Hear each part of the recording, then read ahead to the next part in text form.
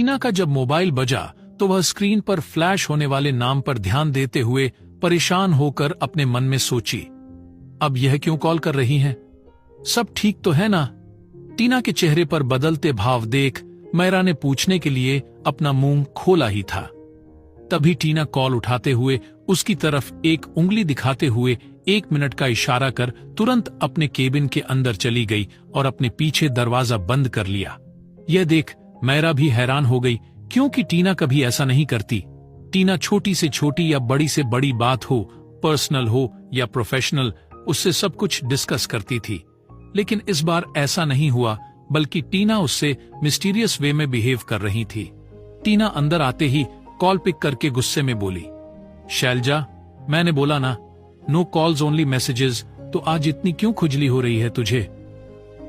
हाँ, मुझे पता है, बिना कोई बड़ी बात के तू कॉल नहीं करती, फिर भी एक बार मैसेज कर देती, मैं फ्री होकर खुद तुझे कॉल कर देती।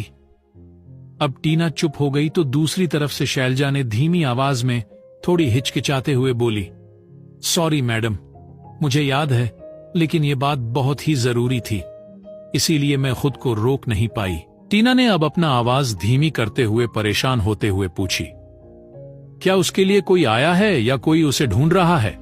शैलजा ने कहा, उसकी बात नहीं है, आज और एक नई लड़की आई, वहीं लोग उससे मेरे यहां सौदा करके गए। शायद उन्हें याद नहीं पिछली लड़कियों के बारे में, इसीलिए उन लोगों ने बाकियों के बारे में नहीं पूछा। अब तक इसके साथ कुल मिला के पूरे 24 हो गए, उस कम्मों के पास के लड़कियों को भी जोड़ के। टीना ने फिर से बिना भाव के कहा, थोड़ा टाइम दो, मैं पता लगाती हूं, तब तक उन लड़कियों को अच्छे से छुपा दो, किसी के आंखों में पड़नी नहीं चाहिए और किसी को कानों कान खबर भी नहीं होना चाहिए। अब शैलजा खींचते हुए बोली, बहुत दिन हो गए, हर बार मैं एक ही बहाना बनाकर थक चुकी हूं, आप जल्दी से कुछ कीजिए, वरना बात मेरे हाथ से निकल जाएगी। आपको पता है ना, वह कम्मो गिद्ध की तरह मेरे आसपास मंडराती रहती है, इसीलिए जल्दी कीजिए। रखती हूं। ये औरत शैलजा एक सेक्स वर्कर है, रेड लाइट एरिया की मशहूर और अम्मा के नाम से जानी जाती है। वो एक धंधे वाली होकर भी उसके कुछ पक्के उसूल थे। पहला उसूल, लड़कियों को अपनी मर्जी के बिना धंधे में नहीं रखती और उन्हें सुरक्षित दूसरे गांव या शहर अपने आदमियों से कहकर छुड़वाती। दूसरा उसूल, नाबालिग लड़कियों को खरीदना सख्त मना है। तीसरा और आखिरी उसूल, धंधे में सब सामान, पुलिस हो या चोर, कीमत एक बराबर और कीमत देकर ही जाना है। इसी वजह से बहुत सारी लड़कियां उसके साथ काम करने में खुश होती हैं। कम्मो शैलजा की कंपटीटर हैं। जब भी कोई नई लड़की आती, अगर वह खूबसूरत हुई तो उसे तुरंत शैलजा से छीन लेती, मतलब दुगना पैसा देकर उसे खरीद लेती। उसके धंधे में कोई उसूल नहीं है। टीना को शैलजा से पहचान निकुंज ने करवाया था, क्योंकि उसने 2 साल पहले एक 13 साल की लड़की की तस्करी के वक्त ब्रोकर को पकड़वाया था। यह करने पर एक गांव का मुखिया का नाम सामने आया और उसका पद उससे छिन गया, जिसकी वजह से वह शैलजा के पीछे पड़ गया और शैलजा को अंडरग्राउंड कराने के लिए टीना ने तब निकुंज की मदद की थी। ऐसे दोनों की दोस्ती हुई। शैलजा ही थी जो विशाल टीना के पति के रास लीलाओं के बारे में भी बताया था।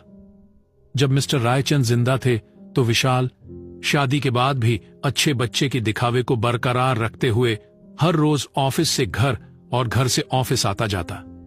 जैसे ही टीना के दादू हॉस्पिटलाइज हो गए, तब टीना ने ऑफिस का पूरा काम छोड़ हर रोज अपने दादू के पास ही रहती थी, जिसका फायदा उठाते हुए विशाल ने ऑफिस का बहाना बनाकर लगभग हर रोज रेड लाइट एरिया जाता, जिसके बारे में टीना को तब पता चला जब शैलजा उसके घर रहने आई थी और उसने टीना और विशाल की शादी की बड़ी सी तस्वीर हॉल में देखा था। तब तक टीना अपने गिल्ट में थी, क्यों कि वह अपने पति से कटी कटी रह रही है। पहले भी वह जब भी विशाल को देख उसे अपनी शादी को दूसरा मौका देने के बारे में सोचती, उसे लगता कि दाल में कुछ काला है। लेकिन उसका शक तब यकीन में बदला जब शैलजा ने उसके सामने विशाल का काला चिट्ठा खोल के रख दिया। टीना ने इस बारे में विशाल से कुछ नहीं पूछा, क्यों कि वह उसे अपने दादू के लिए पूरी जिंदगी झेलने के लिए तैयार हो गई, लेकिन अब उसे 1 मिनट भी अपनी आंखों के सामने बर्दाश्त नहीं कर सकती। इसी वजह से उसने विशाल को थाईलैंड के होटल्स की जिम्मेदारी सौंपते हुए दूर भेज दिया। उस पर टीना की नजर बराबर रहती और उसके हर एक कदम की सबूत भी। अब टीना शैलजा के बातों पर ध्यान देते हुए सोचने लगी, मेरी मदद कौन करेगा, कैसे उन लड़कियों को सुरक्षित रखूं। दूसरी तरफ आहान और विहान दोनों ही पैसों को लेकर चिंता में डूबे हुए थे। तभी मेघा और उसकी मां उन दोनों की तरफ आकर उनसे विदा ले ही रहे थे। तब मेघा की मां कुछ सोचते हुए बोली, पैसों की तंगी हो तो बेझिझक मांग लेना, थोड़े पैसों की मदद तो हम भी कर सकते हैं।